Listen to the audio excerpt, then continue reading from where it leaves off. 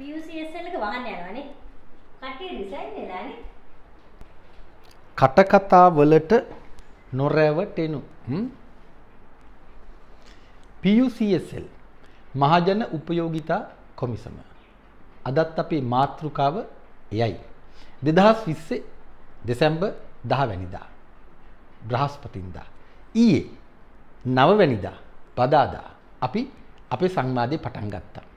Disorder in Sri Lanka episode 4 ඊයේ අද 5 මහජන උපයෝගිතා කොමිසමට මරණය. ශ්‍රී ලංකා ප්‍රමිති ආයතනයට මරණය. එහෙමනේ අපි සංවාදය පටන් ගත්තේ. අපේ කතාව ඊටාම කෙටියෙන්. අද අපි කතා කරන්නේ කෙලින්ම ඍජුව විවෘතවම මහජන උපයෝගිතා කොමිසම ගැන. PUCSL ගැන. කතාව කෙටියෙන් යලිත් 2021 අයවැය යෝජනා පාර්ලිමේන්තුවේ වාද විවාදවලට ලක්වෙමින් තියෙන අතරතුර PB ජයසුන්දර ජනාධිපති ලේකම්වරයා භාණ්ඩාගාර ලේකම් SR ආටිගලට නීති විරෝධී ලිපියක් යවනවා. මෙන්න ලියුම. ලිපිය ජනාධිපති කාර්යාලය ලිපි ශීර්ෂයෙන් යවන්නේ. මේ ලිපියට අනුව PB ජයසුන්දර SR ආටිගලට කියන්නේ මහජන උපයෝගිතා කොමිසම අහෝසි කරන්න ඕන. එහි කාර්ය මණ්ඩලයේ ජාතික සැලසුම් දෙපාර්තමේන්තුවට විදුලි බල අමාත්‍යාංශයට ජනාධිපති ලේකම් කාර්යාලයට අනියුක්ත කරනවා. මහජන උපයෝගිතා කොමිසමට අදාළ 2002 අංක 35 දරන පනතේ ප්‍රතිපාදන අවශ්‍ය පරිදි පාරිභෝගික කටයුතු පිළිබඳ අධිකාරියට ලංකා විදුලි බල මණ්ඩලයට අදාළ පනත් වෙනස් කරමින් පවරනවා. එහෙම තමයි PB ජයසුන්දර කියන්නේ. PB ජයසුන්දර ආර්ථික ඝාතකයෙක්. ශ්‍රී ලාංකේය රාජ්‍ය දේශපාලනිකව ආර්ථිකව ඝාතනය කරන දිගු කාලීන ක්‍රියාන්විතයේ ඉදිරිපෙළ ක්‍රීඩකයෙක්. අපි ගැන කතා කරනවා. චන්ද්‍රිකාගේ සිට ගෝඨාභය දක්වා දශක කීපයක් එක දිගටම ආර්ථික ඝාතකයෙක් හැටියට ඔහු වැඩ කරනවා. ඔහු මේ ලිපියේ දෙවන ඡේදේ I am advised to instruct you කියනකොටම අපි ප්‍රශ්න කෙරුවා කවුද මේ PBට උපදෙස් දෙන්නා කියලා. අපිට හිතන්න සිද්ධ වෙනවා ජනාධිපති කාර්යාලය නිසා ජනාධිපති වෙන්න ඕන කියලා. අනුමානයක් පමණයි. හැබැයි ඔහු කියන්නේ නැහැ. ඇතැම් විටක ජනාධිපතිවරයා විය හැකි. එසේ නැත්නම් ජනාධිපතිවරයාත් නටවන PBත් නටවන මහා මොලකාරයෙක් විය හැකි. කවුරු හරි. හැබැයි ජනාධිපතිවරයා මේ සම්බන්ධයෙන් ප්‍රතිචාර දක්වන්න ඕන. එහෙම අපට දැනෙලා නැහැ. විවිධ විරෝධතා එල්ල වෙන්න පටන් ගත්තා PBගේ මේ වැඩේට. නිදා සංවාද වැඩබිමේ අපි දැවැන්ත ප්‍රහාරයක් එල්ල කෙරුවා. ඊට අමතරව පසුගිය සඳුදා අද බ්‍රහස්පතින්දානේ බදාදා අඟහරුවාදා සඳුදා අජිත් නිවාඩ් කබ්‍රාල් තමයි රාජ්‍ය අමාත්‍යවරයා හිරු සලකුණට ආවේ. චමුදිත මදුෂාන් මම අපි එක දිගටම ඔහුව ප්‍රශ්න කෙරුවා. මේ ලිපියත් පෙන්නවා ඔහුට අජිත් නිවාඩ් කබ්‍රාල්ට ඔහු නිරුත්තර වුණා. මේ සියල්ලමත් එක්කම ආණ්ඩුව ඇතුළට මේ විරෝධය කාන්දු වෙලා තියෙනවා කැබිනට් මණ්ඩලයට අග්‍රාමාත්‍යවරයාට ජනාධිපතිවරයාට. ඒ අනුව මේ තීරණය හෙල්ලිලා තියෙන්නේ. කසුකුසු ආරංචි තියෙනවා දැනට මහජන උපයෝගිතා කොමිසම අහෝසි කරන්නේ නැත. PBගේ තීරණය ක්‍රියාත්මක වෙන්නේ නැත. කරන්න බෑ කොහොමත් නීති විරෝධී. එය වෙන්නේ නැත. ඒ වෙනුවට අධ්‍යක්ෂ මණ්ඩලයට අයින් වෙන්න කියලා තමන්ගේ හෙන්චයියලා දාගෙන එක්කෝ වැඩේ කරගෙන යයි. එහෙම නැත්තම් නැවතර වහන වැඩේ ඔවුන් හරහා කරවයි. එහෙමත් පුළුවන් නේ. දන්නේ නැහැ. අපි සියල්ල දෙස බලාගෙන ඉන්නවා. දැනට දෙන්නෙක් ඉල්ලලා අස් වෙලා තියෙනවා. අනිත් ඉල්ලලා අස් නොවේ කියලා අපි බලාපොරොත්තු වෙනවා. ඒ වගේම මේ මොහොතේ අපි මහජන උපයෝගිතා කොමිසමට කියනවා සභාපතිවරයා ප්‍රමුඛ අධ්‍යක්ෂ මණ්ඩලයට නොසැලෙනු නීති විරෝධී නියෝගවලට කීකරු වෙන්න උත්සාහ කරන්න එපා. එහෙම වෙන්නේ පට්ට හොරු. ඔබ සියලු දෙනා ඉල්ලා අස්ුනොත් අපි තීරණය කරනවා මහජන උපයෝගිතා කොමිසමේ සභාපතිවරයා ඇතුළු අධ්‍යක්ෂ මණ්ඩලයේ හොරු රැලක්ය. ඒ නිසා PB කියපු ගමන් ආටිකල් කියපු ගමන් බයේ ගෙදර ගියා. එසේ නොවනු කෙලින් හිටගෙන රාජ්‍ය වෙනුවෙන් මහජනතාව වෙනුවෙන් වැඩ කරනු ඔබව මෙතෙක් කල නඩත්තු කෙරුවේ මම ඔබ අපි මහ ජනතාව. ඒ නිසා නොසැලෙනු අපි ඔබත් සමග ඉන්නවා රට වෙනුවෙන් හිට ගන්නා තුරු. නිදහස් සංවාදයේ දිගටම. අපි දැන් බලමු මේ කතාවේ සුළමුල. මහජන උපයෝගිතා කොමිසමට PUCSL ආයතනයට මෙහෙම විරෝධතාවක් එල්ල වෙන්නේ ඇයි? PB ජයසුන්දරගේ පැත්තෙන් ආර්ථික ඝාතකයන්ගේ පැත්තෙන්. 1977න් පස්සේ ශ්‍රී ලාංකීය රාජ්‍ය දරුණු විදේශ කොල්ලයකට ලක් වෙනවා. විවෘත ආර්ථිකයේ නාමයෙන් අපි එක දිගට මේ ගැන කතා කරනවා. 1994 දී මේ විවෘත ආර්ථිකය කියන මාරාන්තික අටමගලට මානුෂීය මුහුණුවරක් දෙන්නේ චන්ද්‍රිකා චෞර රැජින. ඔහුගේ අග්‍ර පුරෝහිතයා තමයි PB ජයසුන්දර. චන්ද්‍රිකාගේ සිට ගෝඨාභය දක්වා අමතක කරන්න එපා. මේ දැනුත් මහ බැංකුව මුදල් අමාත්‍යාංශයේ භාණ්ඩාගාරය අතර PB ජයසුන්දර මාරාන්තික රූකඩ ගේම් එකක් ප්ලේ කරනවා. මේ දැනුත් යලිත් ඔබට කියනවා. ඔය අතර IMF ජාත්‍යන්තර මූල්‍ය අරමුදල World Bank ලෝක බැංකුව කෙලින්ම ඒ වගේම යටින් පැත්තෙන් උඩින් මේ රටේ රාජ්‍ය ව්‍යවසායන් මුදලාලිලාට පවරන්න ජාවාරම්කරුවන්ට නතු කරන්න ණය උගුල් අටවමින් වැඩ කරනවා.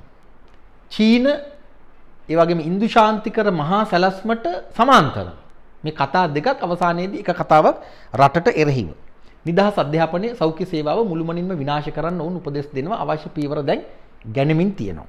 ඒ අතරම රාජ්‍යයේ දැවැන්තම බලයක් වන විදුලි බලය පෙට්‍රෝලියම් ක්ෂේත්‍ර දෙකම ඔවුන් කොල්ල කනවා. පෙට්‍රෝලියම් දැන්ටමත් ඉන්දියාව කොල්ල කාලා තියෙන්නේ. PB ජයසුන්දර තමයි තරවුකරුවා. ඒ ගැන අපි සාකච්ඡා කරමින් ඉන්නවා. දැන් විදුලි බලයට වැඩි දෙන්න හදන්නේ. විදුලි බලය කියන්නේ රටේ දැවැන්තම තීරණාත්මක සාධකයක්. ඕනම රාජ්‍යයක. අපේ මාතෘකාව දැන් ලංකාවේ විදුලි බල ක්ෂේත්‍රය සහ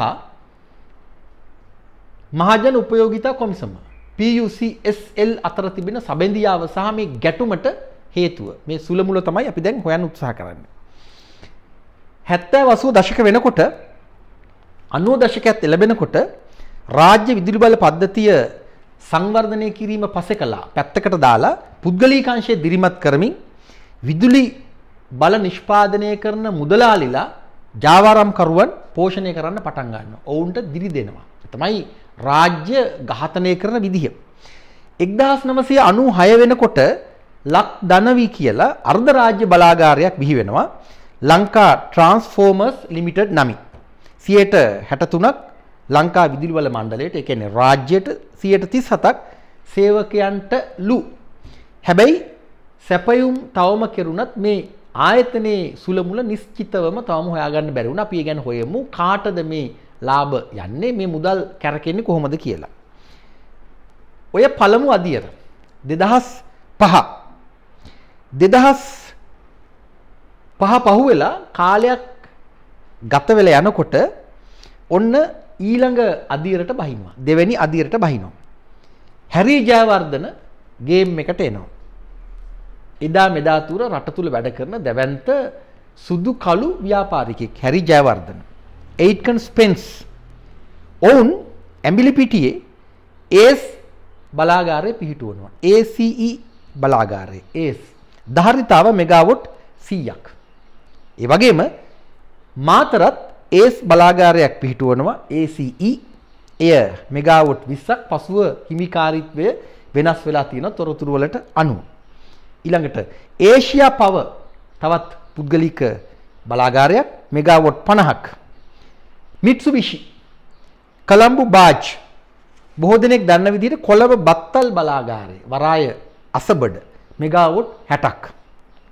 මේ පුද්ගලික බලාගාර ශක්තිමත් වන ආකාරය.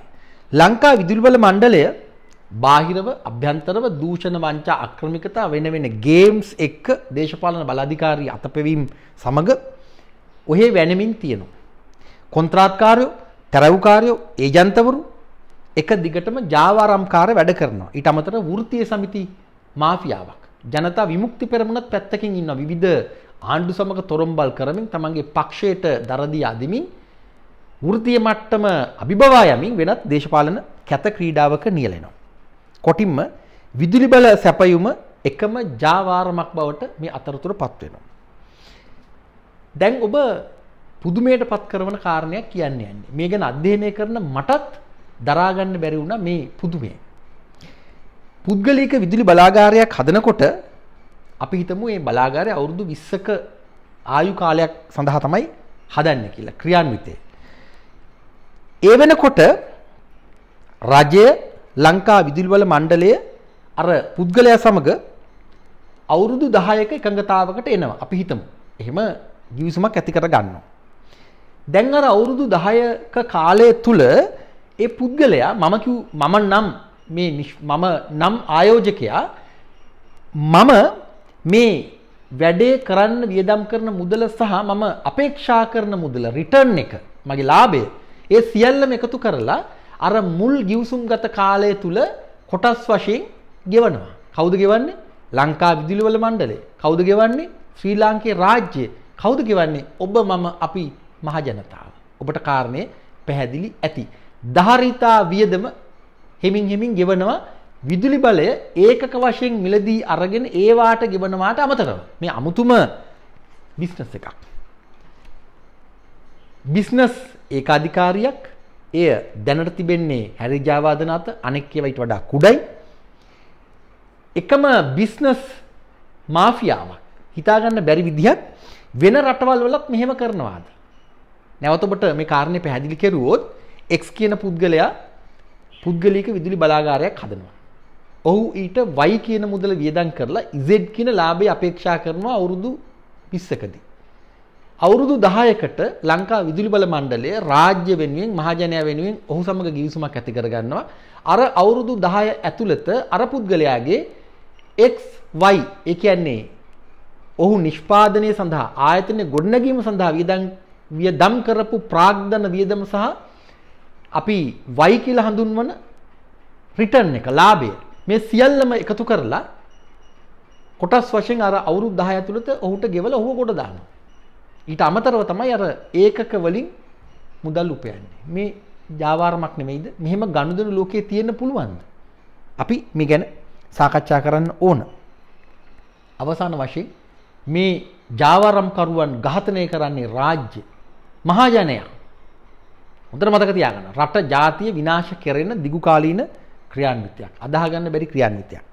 ඔය විදිහට 2005 2015 ඇතුළත මුල් අවුරුදු 10 ඇතුළත විදුලි බලය ලබා ගන්නවා.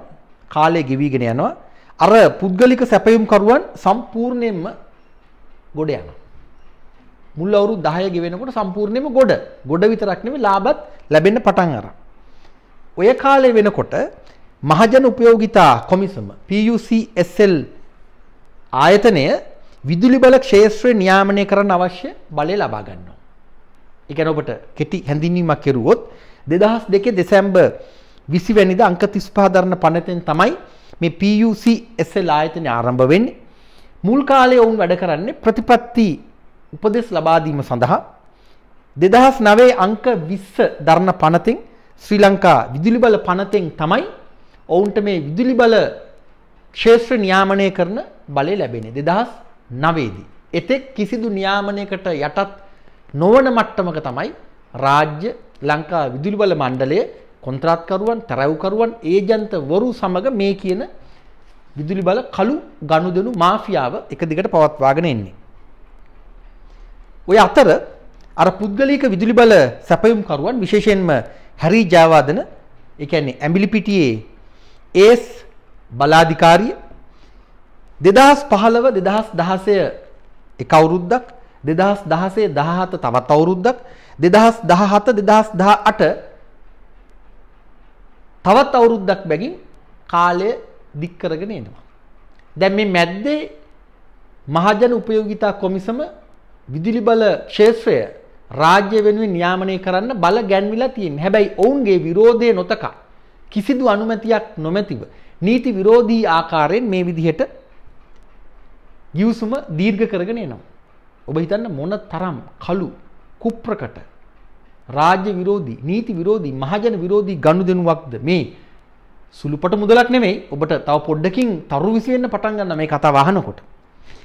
2018 දී අවුරුදු 3කින් ගිවිසුම දීර්ඝ කරන්න ඉල්ලනවා. එය නීති විරෝධී වැඩක් නිසා තවදුරටත් මේ මහජන උපයෝගිතා කොමිසම අනුමැතිය නොදී ඉන්නවා.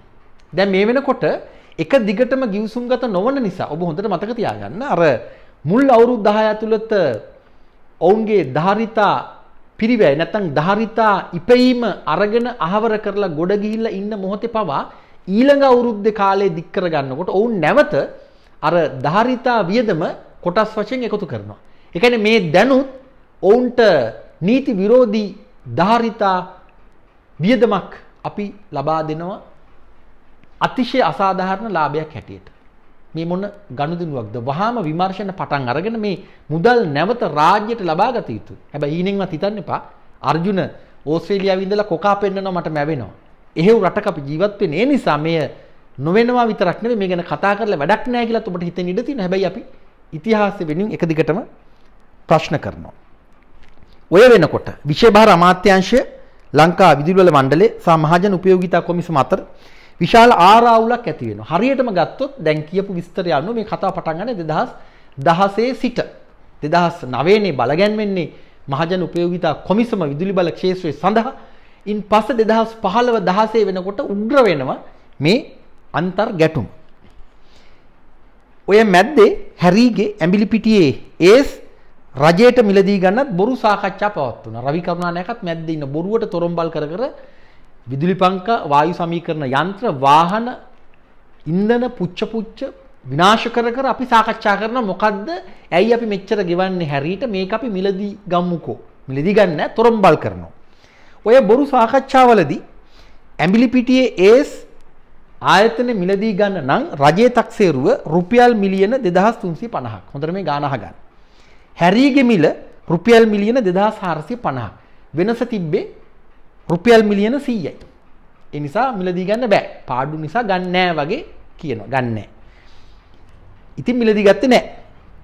2015 වෙනකොට ඇඹිලිපිටියේ ඒස් ආයතනයේ ධාරිතා වියදම ගෙවලා තිනවා රුපියල් මිලියන 2500ක්. අදාහගත හැකිද? ඒ කියන්නේ ආයතනේ ගොඩනගන්න අපි සල්ලි දීලා.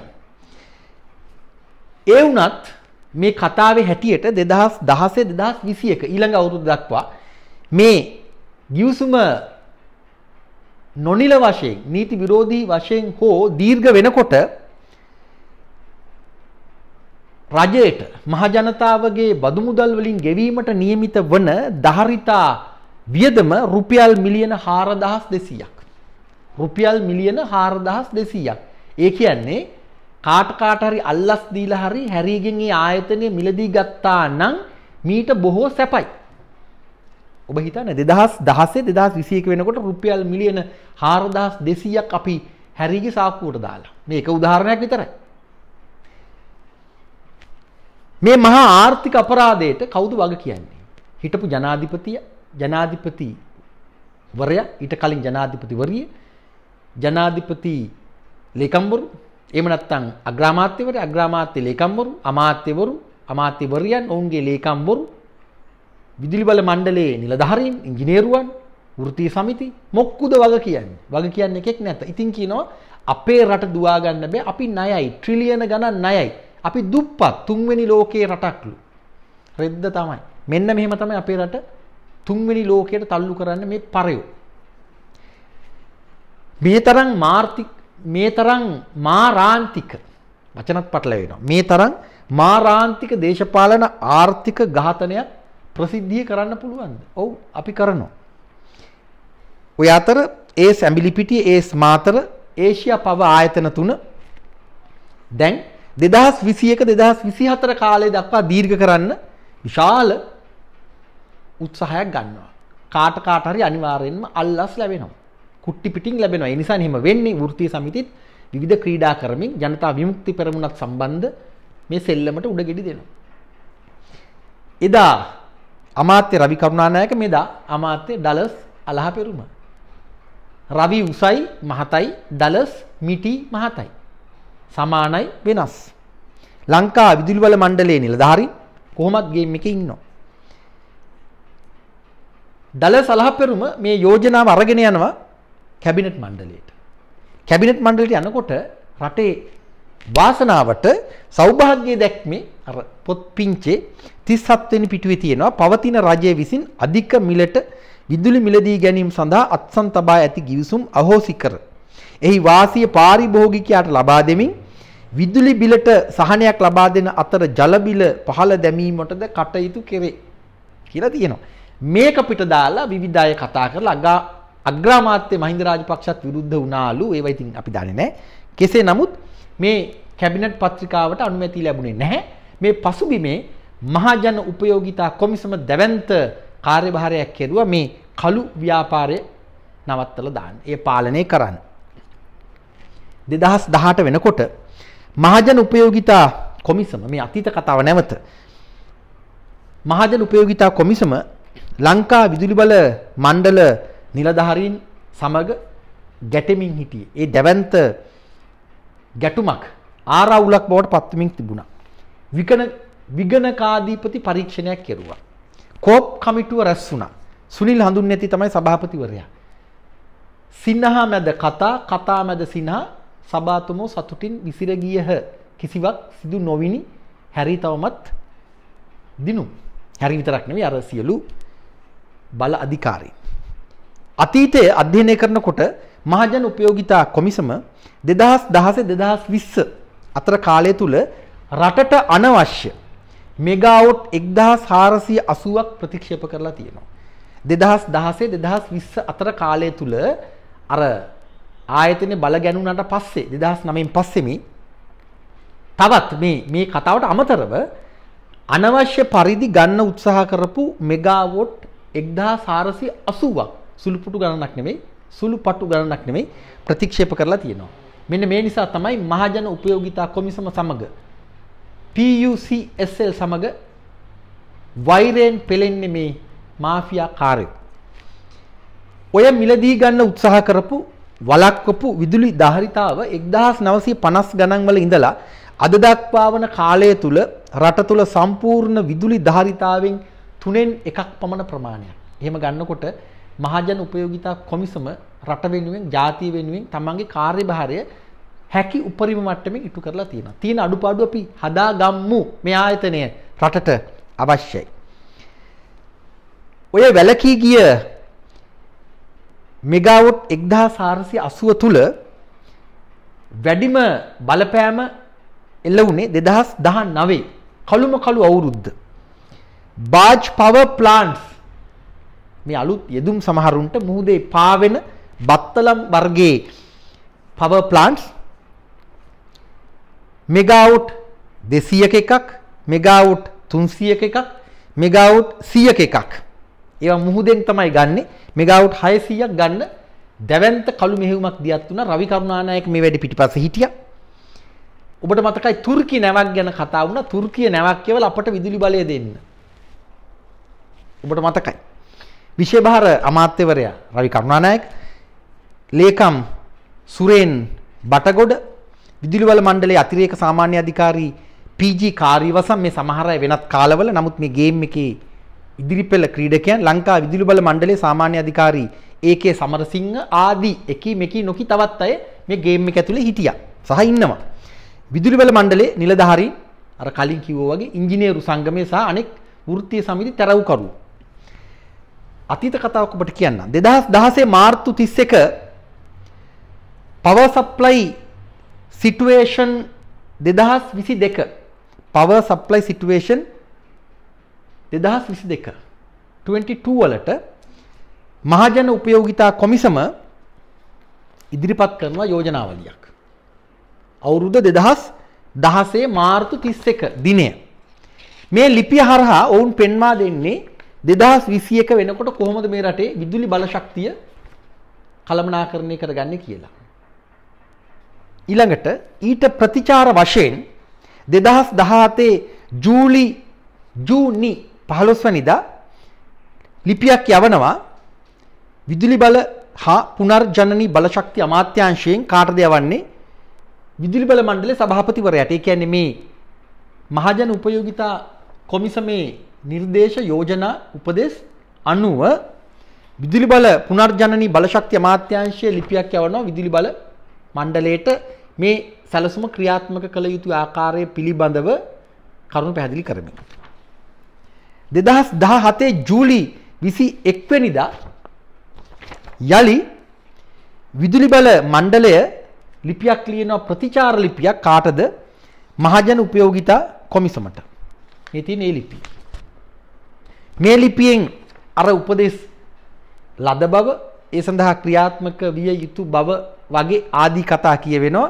මේ ලිපි තුන අතීත කතාව වටහා ගන්න සාක්ෂියක්, සාකච්ඡා තොරම්බල් කරපු විදිය. මුකුත් වෙලා නැහැ. මහජන උපයෝගිතා කොමිසම PUCSL තමන්ගේ කොටස ඉටු කරලා තියෙනවා. විදුලි බල හා පුනර්ජනනී බලශක්ති අමාත්‍යාංශය දැන් මේ නම් වෙනස් වෙන අමාත්‍යාංශයේ එය විශේෂ අමාත්‍යාංශය නොසලකා හැරලා තියෙනවා. ලංකා විදුලි බල මණ්ඩලයේ ඊටත් වඩා එය නොසලකා හැරලා තියෙනවා. එතකොට වරද කාගේද? වරද අවසානයේදී වැටෙන්නේ මහජන උපයෝගිතා කොමිසමට, PUCSL ආයතනයට. එය හිසරදයක්. ඒ නිසා හිසරදය ගලවමු කියලා PB ජයසුන්දරට හිතුණා. එව්වා වාන. හැරි ජයවර්ධන තමන්ගේ 2016 2017 8 කන්ස්පෙන්ස් වාර්ෂික වාර්තාවේ ලියලා තියෙනවා 2017 අවුරුද්දේ, ඒ කියන්නේ අවුරුද්දක කාලය තුල වාර්ෂික ආදායම බිලියන 1.1ක් වීම ගැන ස්තුතිවන්ත වෙනවලු ලංකා විදුලි බල මණ්ඩලයට. හැරි ජයවර්ධන කියන්නේ වාර්ෂික වාර්තාවේ තියෙන්නේ බිලියන 1.1ක් කෙරුවා කියලා ස්තුතිවන්ත වෙනවලු ලංකා විදුලි බල මණ්ඩලයට. වැඩේ කියන්නේ මේ 8 කන්ස්පෙන්ස් මොටෝ එක. උන්ගේ අර උද්ෘත පාටේ නෑ, සටන් පාටේ, තේමා පාටේ ඕන එකක් මොටෝ එක. all systems go. මම තවම කල්පනා කරනවා මොකද්ද මේ කියලා. all systems go. මේ කියන්නේ හැම සිස්ටම් එකක්ම ඵලයන් කියලාද? හැම සිස්ටම් එකක් එක්කම අපි වැඩ කරනවා කියලාද? හැබැයි ශ්‍රී ලංකා රාජ්‍යයට එකඟව ගත්තොත් go මුලට ගත්තාම හරි go all systems හැම සිස්ටම් එකක්ම ඵල කියලා තමයි අපට ගන්න සිද්ධ වෙන්නේ. වැඩ ඉවර කරන්න පුංචි කතාවක් කියන්න. නැත්තම් කම්මැලිනේ. පෙරේදා දෙසැම්බර් 8 වෙනිදා අද 10නේ 10 9 8 අග්‍රාමාත්‍ය මහින්ද රාජපක්ෂ අර සාටකයේ දාලා බොහොම ආඩම්බරකාර ගමනෙන් මන්නාරමේ තම්බ පවනි, ඒ නම නම් ඊටම අපූර්වයි, කවුරු දැම්මා තම්බ පවනි සුලම් බලාගාරේ විවෘත කෙරුවා. ඔබ ජනමාධ්‍ය තුල දකින්න ඇති. ඩ්‍රෝන ෂොට්ස් එහෙම තිබුණා. ඊටම මනරම් රූප පෙළක්. අපේ ඩලස් අලහප්පිරුම අමාත්‍යවරයාත් කතා කෙරුවා. මේ වැඩේ කෙරෙන්නේ ආසියානු සංවර්ධන බැංකුවේ ණය ව්‍යාපෘතියකින්. ආරංචි හැටියට ඔබ දැක්කනේ කණු 30ක් කරකවෙනවා. දැක්කම නිකන් පපුව දාලා පිච්චිලා යන නිකන් සතුටක් ඇති වෙනවනේ. දාලා පිච්චිලා යනවා නෙමෙයි, නිකන් පපුව නිකන් අර අමුතු වෙන එකක් වෙනවා. ඒ උලම් පිටි කරගෙනවා. අර මන්නාරම් මේ භූමි තීරුව නිකන් ආස හිතෙන එකක්. වැඩේ කියන්නේ මේ කණු 30ක් තිබුණට කණු 7යිලු වැඩ කරන්නේ. අනිත්‍ය බොරුවට කරකැවෙන්නේ. තාම වැඩේ ඉවර නැහැ. මේ එක කණුවකින් මෙගාවොට් 3.2ක් බලාපොරොත්තු වෙන අවසානයේදී මෙගාවොට් 100ක්. හොඳයි වැඩේ. දිගු කාලින හොඳයි. හැබැයි ඇයි මේ මාධ්‍ය සංදර්ශන වැඩේ තවම ඉවර නැහැ. කණු 23ක් නිකන් කරකවෙනවා. කණු 7යි වැඩ කරන්නේ. පාලන පද්ධතිය තවම සකස් කරලා නැහැ. දැනට නිෂ්පාදනය වෙන්නේ මෙගාවොට් 15ක් විතර පමණ. 2021 තමයි සම්පූර්ණ වෙන්නේ. ඉතින් තව ටිකක් කාලය අරගෙන වැඩේ ඉවරම කරලා ශ්‍රී ලංකා විදුලි බල මණ්ඩලය තවත් සංවිධානය කරලා මේ වැඩ ටික පිළිවෙලකට කෙරුවා නම් නේද හොඳ. දැන් මේ මාධ්‍ය සංදර්ශන නිසා මහ කතාව ජෑම් වෙලා දිය වෙලා වෙන පුංචි පුංචි කතා ගොඩ නැගෙනවා. ඒක නත් අපි කියන්න ඕන. අහිතක් නැහැ. හැබැයි හිතකුත් නැහැ. වැඩ ඉවර කරන්න මම කැමති යලිත් වතාවක් හැරි ජයවර්ධනගේ අර මොටෝ එක අපේ මොටෝ එක බවට පත් කරගන්න. all systems go all systems නෙවෙයි එව්ව වාන අපට systems ඕන. all systems go කියනකොට හැරීලා අපි කියනවා we need all systems, all the systems ඕන්න. සංවාදය දිගටම අපි PUC SL වෙනුවෙන් පෙනී හිටිනවා. සභාපතිවරයාට ඒ ආයතනයේ අධ්‍යක්ෂ මණ්ඩලයට කාර්ය මණ්ඩලයට කියනවා නීති විරෝධී නියෝග පිළිගන්න එපා. කෙලින් වැඩ කරපල්ලා තියෙන අඩුපාඩු හදාගනිලා රට වෙනුවෙන් හිටගනිලා. විදුලි බල ක්ෂේත්‍රයට ජල සැපයුම් ක්ෂේත්‍රයට අනිවාර්යෙන්ම තවත් බලශක්ති ක්ෂේත්‍ර වලට ඔබේ නියාමනය වෘත්තීයමය අධීක්ෂණය අත්‍යවශ්‍යයි. අපි ඉතිහාසය වෙනුවෙන් ඒ ගැන එක දිගටම මැදිහත්වීම් කරනවා.